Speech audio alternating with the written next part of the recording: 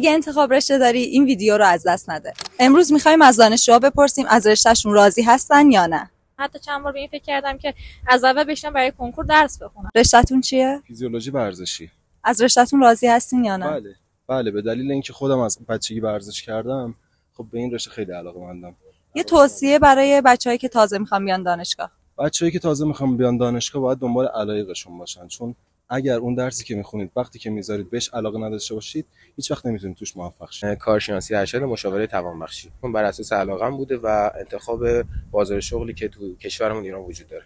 انتخاب رشتهشون حتما بر اساس علاقهشون باشه و اینکه توصیه میکنم کل جوانب این انتخاب رشته رو در نظر بگیرن و یک انتخاب درست با تمام جوانب شغلی ایران داشته باشه. فلسفه اولش اصلا راضی نبودم، اینکه میترسیدم که آینده شغل اینا نداشته باشه. میتونن در کنار رشتهشون مهارت‌های دیگه یاد بگیرن. رشته‌ام نقاشی، خیلی به رشته‌ام علاقه داشتم، اومدم این رشته رو بخونم.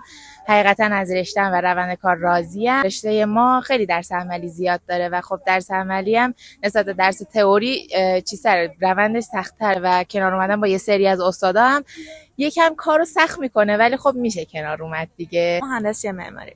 از رشتهتون راضی هستین؟ با توجه به علاقه‌ای که داشتم این رشته رو انتخاب کردم، بله. یک سری استادها هستن که یک مقدار سخت کار کردن باشون، مخصوصا اگه کار عملی دارید، ولی خب میشه باشون کنار اومد اگر علاقه داشته باشن 100% میتونن. مرسی عزیزم.